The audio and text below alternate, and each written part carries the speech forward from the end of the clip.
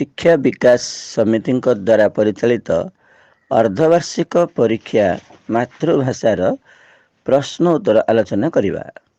ଅର୍ଦ୍ଧବାର୍ଷିକ ପରୀକ୍ଷା 2017-18 ଶିକ୍ଷାବର୍ଷର ଶ୍ରେଣୀ ଷଷ୍ଠ ବିଷୟ ମାତୃଭାଷା। ପ୍ରଶ୍ନ ନମ୍ବର 1।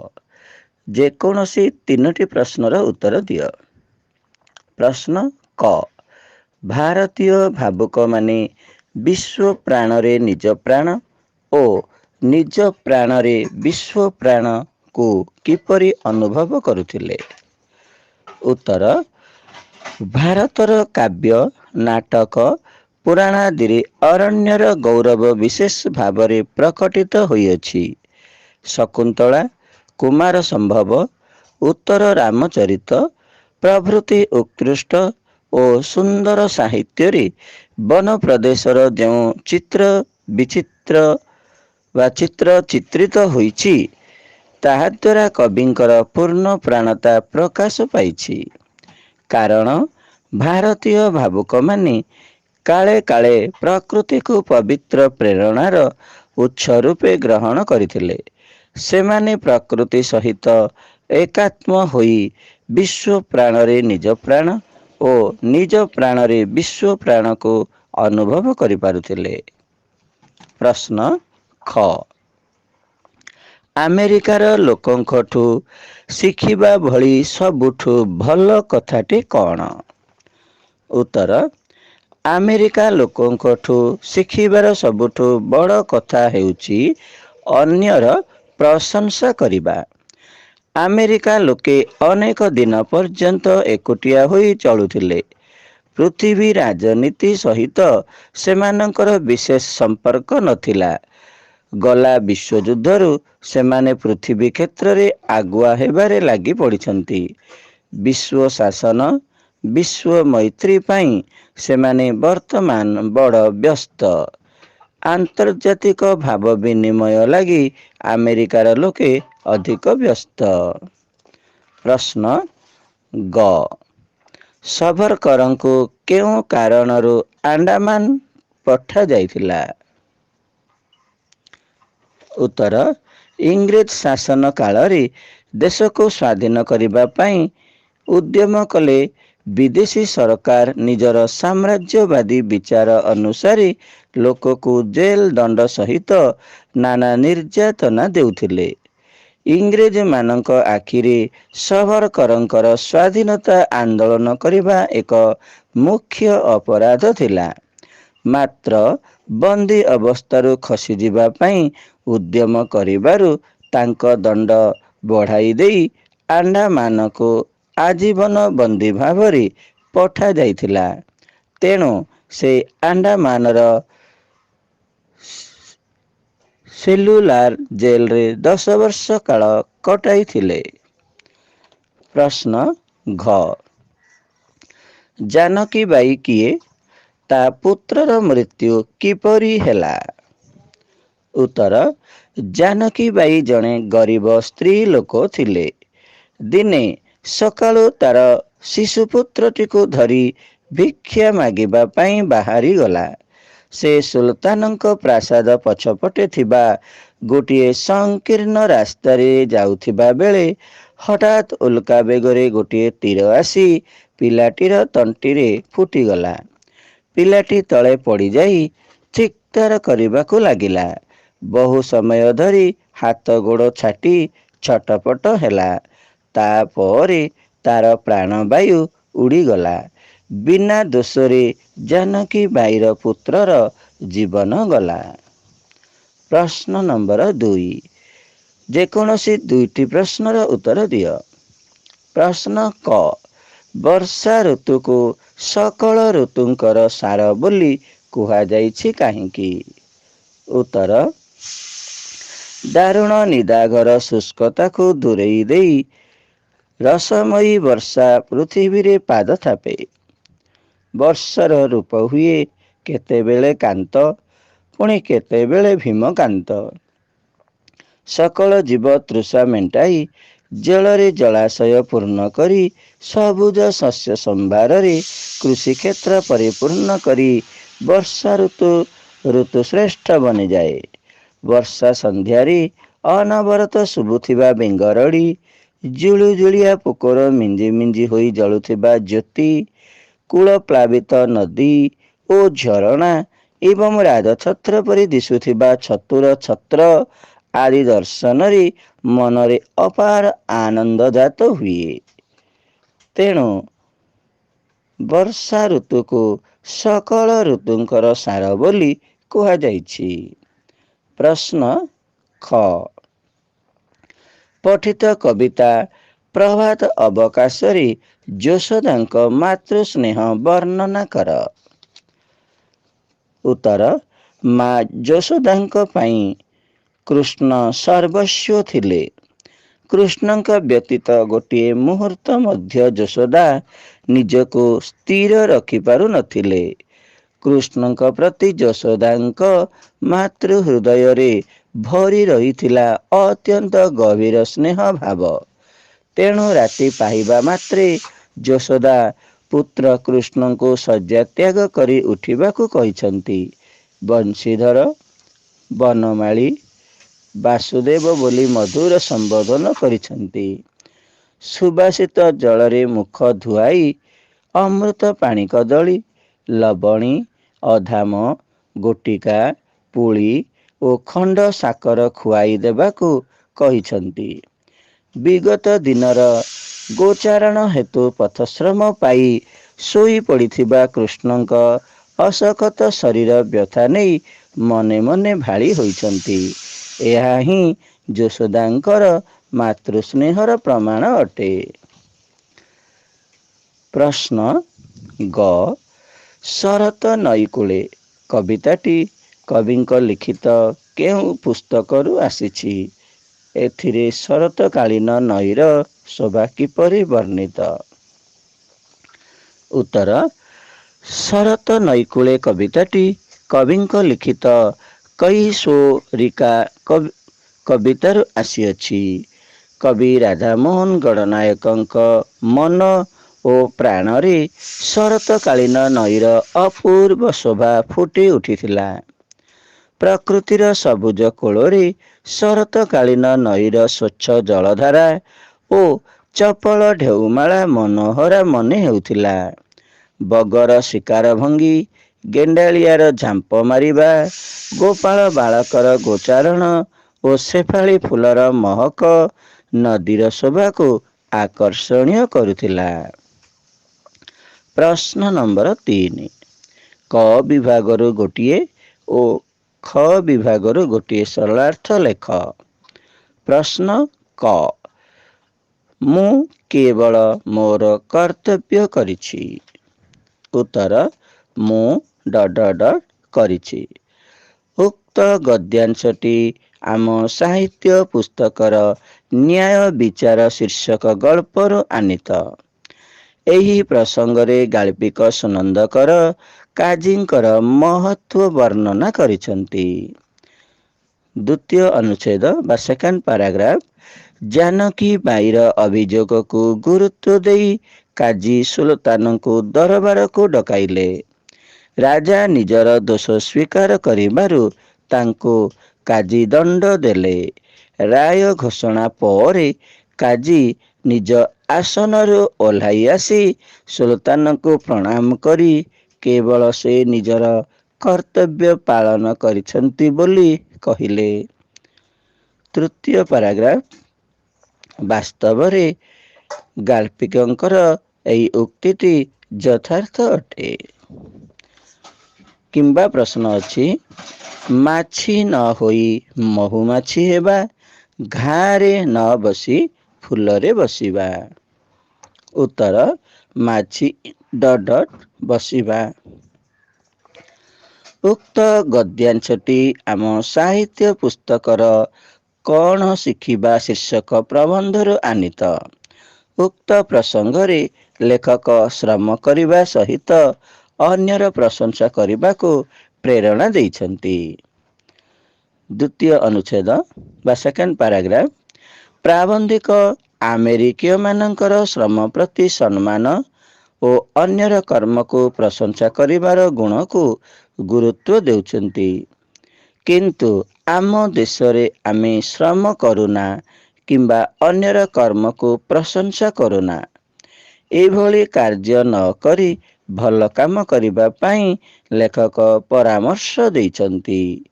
ମାଛିର ଘାରେ ବସିବା ସ୍ୱଭାବ ଭଳି ଘୃଣାର କାର୍ଯ୍ୟ ନ କରି ମହୁମାଛି ଫୁଲରେ ବସି ମହୁ ସଂଗ୍ରହ କଲା ଭଳି ଭଲ ଗୁଣକୁ ଶିକ୍ଷା କରିବା ଉଚିତ ବୋଲି ଲେଖକ ମତ ଦେଇଛନ୍ତି। ତୃତୀୟ ପାରାଗ୍ରାଫ ବା ଥାର୍ଡ଼ ଅନୁଚ୍ଛେଦରେ ଆମେ ଗୋଟିଏ ଧାଡ଼ିରେ ଲେଖିବା, ପ୍ରସଙ୍ଗଟି ଶିକ୍ଷାମୂଳକ ଅଟେ। ପ୍ରଶ୍ନ ଖ, ଅମୃତ ପାଣି କଦଳି ଲବଣୀ ସଙ୍ଗତେ ଗୋଳି ଅଧାମ ଗୋଟିକା ପୁଳି ଖଣ୍ଡ ସଙ୍ଗେ ଭୁଞ୍ଜାଇ ବିସର ହେ। ଆକୁ ଆମେ ସରଳାର୍ଥ ଲେଖିବା, ଅମୃତ ସର ହେ।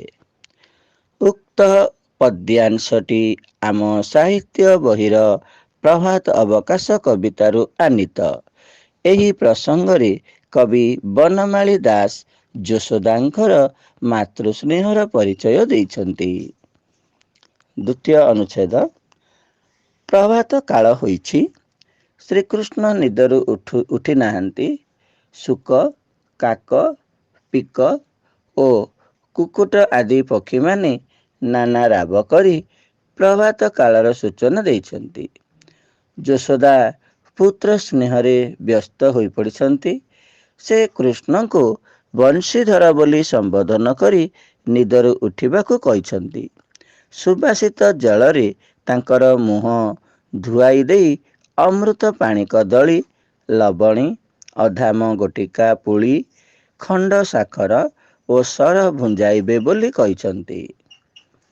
ଥାର୍ଡ଼ ପାରାଗ୍ରାଫ, ପ୍ରସଙ୍ଗଟି ଯଶୋଦାଙ୍କର ମାତୃ ସ୍ନେହରେ ପରିପୂର୍ଣ୍ଣ ଅଟେ ବା ବାସ୍ତବରେ କବିଙ୍କର ଏହି ଉକ୍ତିଟି ଯଥାର୍ଥ ଅଟେ। ପ୍ରଶ୍ନ ଖ, ପ୍ରାଣୀ ଜୀବନ ଜଳରାଶି କରୁଣା ଚିତ୍ତରେ ବରସି। ଆକୁ ଆମେ ସରଳାର୍ଥ କରିବା, ପ୍ରାଣୀ ବରସି। ସଂକ୍ଷିପ୍ତ ପଦ୍ୟାଂଶଟି ବର୍ଷା କବିତାରୁ ଆନିତ। ଉକ୍ତ ପ୍ରସଙ୍ଗରେ କବି ଜଳକୁ ପ୍ରାଣୀମାନଙ୍କ ଜୀବନ ବୋଲି ବର୍ଣ୍ଣନା କରିଛନ୍ତି। ସେକେଣ୍ଡ ପାରାଗ୍ରାଫ, ଗ୍ରୀଷ୍ମ ଋତୁ ଯିବା ପରେ ବର୍ଷା ଋତୁର ଆଗମନ ଘଟିଛି। ଆକାଶରେ ସଞ୍ଚରିତ ହୋଇଛି ମେଘମାଳା। ଘୋର ଶବ୍ଦରେ ବୃଷ୍ଟିପାତ ହୋଇଛି। କବିଙ୍କ ବିଚାରରେ ପ୍ରାଣୀମାନଙ୍କର ଜୀବନ ସ୍ୱରୂପ ଏହି ଜଳରାଶି ସତେ ଯେଭଳି ମେଘମାଳା କରୁଣା ଚିତ୍ତରେ ବର୍ଷଣ କରିଛି। ଏହା ଫଳରେ ଧରଣୀ ହସି ଉଠିଛି। ତୃତୀୟ ପାରାଗ୍ରାଫ, ପ୍ରସଙ୍ଗଟି ଯଥାର୍ଥ ଅଟେ ବା ଆମେ ବାସ୍ତବରେ କବିଙ୍କର ଏହି ଉକ୍ତିଟି ଯଥାର୍ଥ ଅଟେ ମଧ୍ୟ ଲେଖିପାରିବା।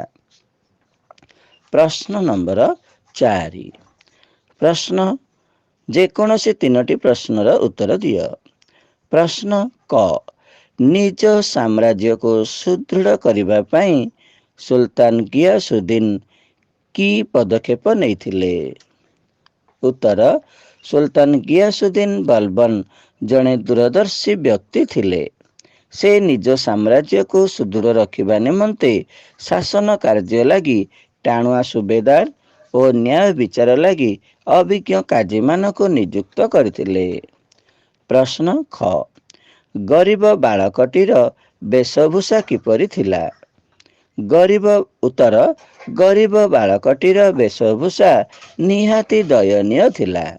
ସେ ଖଣ୍ଡିଏ ଛିଣ୍ଡା ଲୁଗା ପିନ୍ଧିଥିଲା, ମଳିଆ ବୁକୁଚାଟିଏ ଧରିଥିଲା। ତାର ମୁହଁ ଅନାହାର କ୍ଳିଷ୍ଟ ଶୁଷ୍କ ଥିଲା। ପ୍ରଶ୍ନ ଗ ରାଜା ମହାରାଜା ମାନେ ଜୀବନରେ କାହାର ଆଶ୍ରୟ ନେଇ ନିଜକୁ କୃତାର୍ଥ ମଣୁଥିଲେ? ଉତ୍ତର ରାଜା ମହାରାଜା ମାନେ ମୁନିବନ ତରୁଛାୟାର ଆଶ୍ରୟ ନେଇ ଜୀବନକୁ କୃତାର୍ଥ ମଣୁଥିଲେ। ପ୍ରଶ୍ନ ଘ ସବରକରଙ୍କ ପୁରା ନାମ କଣ? ସେ କେବେ ଓ କେଉଁଠି ଜନ୍ମଗ୍ରହଣ କରିଥିଲେ? ଉତ୍ତର ସବରକରଙ୍କ ପୁରା ନାମ ବିନାୟକ ଦାମୋଦର ସବରକର। ସେ ମହାରାଷ୍ଟ୍ରର ନାସିକ ଜିଲ୍ଲା ଅନ୍ତର୍ଗତ ଭଗୁର ନାମକ ଗାଁରେ 1883 28 ତାରିଖ ଦିନ ଜନ୍ମଗ୍ରହଣ କରିଥିଲେ। ପ୍ରଶ୍ନ ନମ୍ବର 5, ଯେକୌଣସି ଦୁଇଟି ପ୍ରଶ୍ନର ଉତ୍ତର ଲେଖ। ପ୍ରଶ୍ନ କ ମେଘମାଳ କିପରି ଜଳ ବର୍ଷା କଲେ? ଉତ୍ତର ମେଘମାଳ ଘୋର ଶବ୍ଦରେ ଗର୍ଜନ କରି ଜଳବର୍ଷା କଲେ। ପ୍ରଶ୍ନ ଖ ଶ୍ରୀକୃଷ୍ଣ ନିଦରୁ ଉଠିଲେ ଯଶୋଦା କଣ କରିବେ ବୋଲି କହିଛନ୍ତି? ଉତ୍ତର ଶ୍ରୀକୃଷ୍ଣ ନିଦରୁ ଉଠିବା ପରେ ମା ଯଶୋଦା ସୁବାସିତ ପାଣିରେ ତାଙ୍କ ମୁହଁ ଧୁଆଇ ଦେଇ ଅମୃତ ପାଣି କଦଳୀ, ଲବଣୀ, ଅଧାମ ଗୋଟିକା ପୁଳି ଖଣ୍ଡ ଓ ସର ଭୁଞ୍ଜାଇବେ ବୋଲି କହିଛନ୍ତି। ପ୍ରଶ୍ନ ଗ ଶରତ ଋତୁରେ ନଈ ଆରପାରିର ଦୃଶ୍ୟ ବର୍ଣ୍ଣନା କର। ଉତ୍ତର ଶରତ ନଈ କୂଳେ କବିତାରେ ନଈର ଆର ପାଖରେ ସବୁଜ ପଡ଼ିଆରେ ଗାଈ ବାଛୁରୀ ପଲ ଦେଖିବାକୁ ମିଳିଥିଲା ଏବଂ ଗୋପାଳ ପୁଅ ତାର ବଇଁଶୀର ସୁରେ ସୁରେ ମଧୁର ମୂର୍ଚ୍ଛନା ସୃଷ୍ଟି କରୁଥିଲା। ପ୍ରଶ୍ନ 6, ଯେକୌଣସି ଗୋଟିଏ ବିଷୟରେ ରଚନା ଲେଖ। ସ୍ୱାଧୀନତା ଦିବସ, ବୃକ୍ଷରୋପଣ, ବସନ୍ତ ଋତୁ। ପ୍ରଶ୍ନ ନମ୍ବର 7, ପୂର୍ବରୁ ବିଦ୍ୟାଳୟରେ 3 ଦିନ ଅନୁପସ୍ଥିତ ରହିଥିବାରୁ କାରଣ ଦର୍ଶାଇ ପ୍ରଧାନ ଆଚାର୍ଯ୍ୟଙ୍କ ନିକଟକୁ ଦରଖାସ୍ତ ଲେଖ କିମ୍ବା ନୂତନ ପାଠ୍ୟୋପକରଣ କ୍ରୟ ନିମନ୍ତେ ଟଙ୍କା ପଠାଇବା ପାଇଁ ପିତାଙ୍କ ନିକଟକୁ ପତ୍ର ଲେଖ। ପ୍ରଶ୍ନ ନମ୍ବର 8, ନିର୍ଦ୍ଦେଶାନୁସାରେ ଉତ୍ତର ଦିଅ। ପ୍ରଶ୍ନ କ ବାକ୍ୟ ଗଠନ କର। ଉପଭୋଗ। ବାକ୍ୟ ଉପଭୋଗ ପିଲାମାନେ ଯାତ୍ରାକୁ ମନ ଭରି ଉପଭୋଗ କଲେ। ଆନ୍ତର୍ଜାତିକ ବାକ୍ୟ ଭୁବନେଶ୍ୱର ଠାରେ ଆନ୍ତର୍ଜାତିକ ବିମାନ ବନ୍ଦର ଅଛି।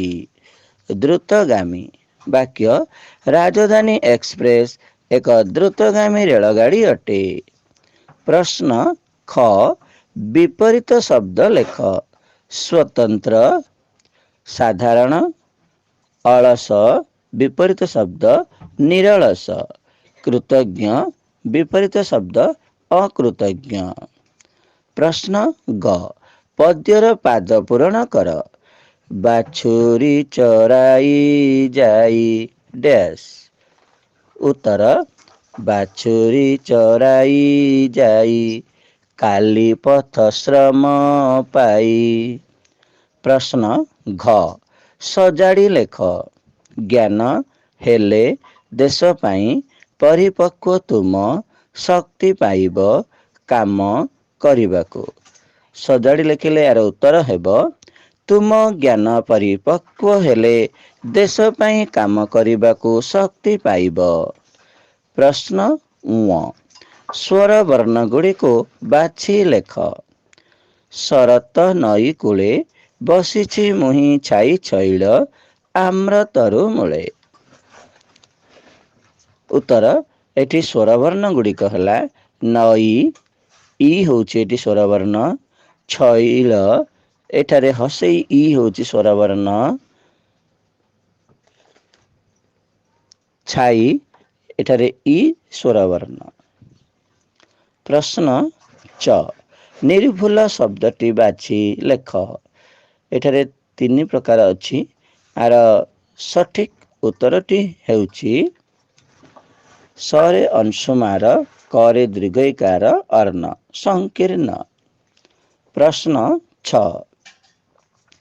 ଉପଯୁକ୍ତ ଶବ୍ଦ ବାଛି ବା ଶୂନ୍ୟ ସ୍ଥାନ ପୂରଣ କର। କଠିନ ଡେସ୍ ବଳରେ ସେ ଅଳ୍ପ କାଳ ମଧ୍ୟରେ ତୃତୀୟ ଶ୍ରେଣୀ ପାସ୍ କରିଥିଲା।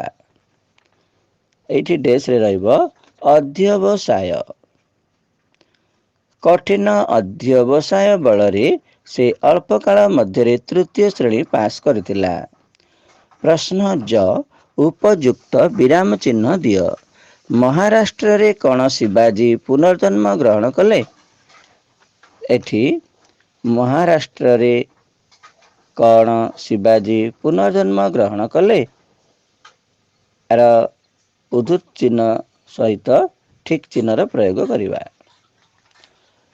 ପ୍ରଶ୍ନ ଝ ଭବିଷ୍ୟତ କାଳରେ ପରିବର୍ତ୍ତନ କର। ସେ ଭାରତକୁ ପ୍ରତ୍ୟାବର୍ତ୍ତନ କଲେ। ଏହାର ଉତ୍ତର ହେବ ସେ ଭାରତକୁ ପ୍ରତ୍ୟାବର୍ତ୍ତନ କରିବେ। ପ୍ରଶ୍ନ ନିୟ ସନ୍ଧି କର। ଦୁ ଯୁକ୍ତ ବିପାକ। ଏହାର ଉତ୍ତର ହେବ ଦୁର୍ବିପାକ। ପ୍ରତି ଯୁକ୍ତ ଏକ। ଏହାର ଉତ୍ତର ହେବ ପ୍ରତ୍ୟେକ। ଜଗତ ଯୁକ୍ତ ଜନନୀ। ଏହାର ଉତ୍ତର ହେବ ଜଗତ ଜନନୀ। ପ୍ରଶ୍ନ ଟ ସରଳ ବାକ୍ୟ କାହାକୁ କୁହାଯାଏ? ଏହାର ଉତ୍ତର ହେବ ଯେଉଁ ବାକ୍ୟରେ ଗୋଟିଏ ମାତ୍ର ସମାପିକା କ୍ରିୟା ଥାଏ ତାହାକୁ ସରଳ ବାକ୍ୟ କୁହାଯାଏ। ପ୍ରଶ୍ନ ଠ ବାଚ୍ୟ ପରିବର୍ତ୍ତନ କର। ସେ ଗାଁକୁ ଗଲେ। ଉତ୍ତର ତାଙ୍କ ଦ୍ୱାରା ଗାଁକୁ ଯିବା ହେଲା। ପ୍ରଶ୍ନ ଡ ସନ୍ଧି ବିଚ୍ଛେଦ କର। ନିରୁଦ୍ଦେଶ୍ୟ ନି ଯୁକ୍ତ ଉଦ୍ଦେଶ୍ୟ। ଶୁଭାଶିଷ ଶୁଭ ଯୁକ୍ତ ଆଶିଷ। ପ୍ରଶ୍ନ ଢ ଏକ ପଦରେ ପ୍ରକାଶ କର। ଯେ ଆଇନ ଜାଣନ୍ତି ଆଇନଜ୍ଞ, ବଂଶୀ ଧରନ୍ତି ଯେ ବଂଶୀଧର। ପ୍ରଶ୍ନ ନମ୍ବର 9 ଅନୁଚ୍ଛେଦଟି ପଢ଼ି ଉତ୍ତର ଲେଖ।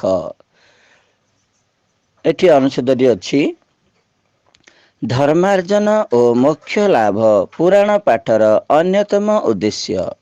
ଏହି ପ୍ରମୁଖ ଉଦ୍ଦେଶ୍ୟ ନେଇ ଭାରତୀୟ ଜନସାଧାରଣ ପୁରାଣ ପାଠ କରନ୍ତି। ଐହିକ ଓ ପାରତ୍ରିକ ସୁଖ ଶାନ୍ତି ପୁରାଣ ପାଠରୁ ମିଳେ ବୋଲି ଜନତା ବିଶ୍ୱାସ କରେ। ନିୟମିତ ପୁରାଣ ପାଠ କଲେ ଦୟା, କ୍ଷମା, ତ୍ୟାଗ, ନିଃସ୍ୱାର୍ଥତା ପ୍ରଭୃତି ସ୍ୱର୍ଗୀୟ ଗୁଣାବଳୀକୁ ଆୟତ୍ତ କରିବା ନିମିତ୍ତ ମନରେ ଉଦ୍ଦୀପନା ଉଦ୍ରେକ ହୋଇଥାଏ। ପୁରାଣ ବର୍ଣ୍ଣିତ ବହୁ ଚରିତ୍ରରେ ଏହି ସୁଗୁଣାବଳୀ ଦୃଷ୍ଟିଗୋଚର ହୋଇଥାଏ। ଦେଶ, ଜାତି ଓ ସମାଜରେ କୁସଂସ୍କାର ଏବଂ ଅନ୍ଧବିଶ୍ୱାସର ନିରାକରଣ କରିବା ପାଇଁ ପୁରାଣ ପାଠ ଉପାଦାନ ଯୋଗାଇଥାଏ। ପ୍ରଶ୍ନ କ ଭାରତୀୟ ଜନସାଧାରଣ କେଉଁ ଉଦ୍ଦେଶ୍ୟ ନେଇ ପୁରାଣ ପାଠ କରନ୍ତି? ଉତ୍ତର ଧର୍ମାର୍ଜନ ଓ ମୋକ୍ଷ ଲାଭ ପାଇଁ ଭାରତୀୟ ଜନସାଧାରଣ ପୁରାଣ ପାଠ କରନ୍ତି। ପ୍ରଶ୍ନ ଖ ପୁରାଣ ପାଠରୁ କଣ ମିଳେ ବୋଲି ଜନତା ବିଶ୍ୱାସ କରେ? ଉତ୍ତର ପୁରାଣ ପାଠରୁ ଐହିକ ଓ ପାରତ୍ରିକ ସୁଖ ଶାନ୍ତି ମିଳେ ବୋଲି ଜନତା ବିଶ୍ୱାସ କରେ। ପ୍ରଶ୍ନ ଗ ପୁରାଣ ପାଠ କଲେ କେଉଁ କଥା ପାଇଁ ମନରେ ଉଦ୍ଦୀପନା ଆସେ? ଉତ୍ତର ପୁରାଣ ପାଠ କଲେ ଦୟା, କ୍ଷମା, ତ୍ୟାଗ, ନିଃସ୍ୱାର୍ଥତା ପ୍ରଭୃତି ଗୁଣାବଳୀକୁ ଆୟତ୍ତ କରିବା ପାଇଁ ମନରେ ଉଦ୍ଦୀପନା ଆସେ। ପ୍ରଶ୍ନ ଘ ଏହା କେଉଁଥିପାଇଁ ଉପାଦାନ ଯୋଗାଇଥାଏ? ଉତ୍ତର ଏହା ଦେଶ, ଜାତି ଓ ସମାଜରେ କୁସଂସ୍କାର ଓ ଅନ୍ଧବିଶ୍ୱାସରେ ନିରାକରଣ ପାଇଁ ଉପାଦାନ ଯୋଗାଇଥାଏ। ପ୍ରଶ୍ନ ଙ ସୁଗୁଣ ଗୁଡ଼ିକ କେଉଁଠି ଦୃଷ୍ଟିଗୋଚର ହୋଇଥାଏ ବୋଲି ପଠିତ ଅନୁଚ୍ଛେଦରେ କୁହାଯାଇଛି? ଉତ୍ତର ପୁରାଣ ବର୍ଣ୍ଣିତ ବହୁ ଚରିତ୍ରରେ ସୁଗୁଣ ଗୁଡ଼ିକର ଦୃଷ୍ଟିଗୋଚର ହୋଇଥାଏ ବୋଲି ପଠିତ ଅନୁଚ୍ଛେଦରେ କୁହାଯାଇଛି। ପ୍ରଶ୍ନ ନମ୍ବର 10ରେ ଅଛି ପ୍ରକଳ୍ପ କାର୍ଯ୍ୟ। ଧନ୍ୟବାଦ।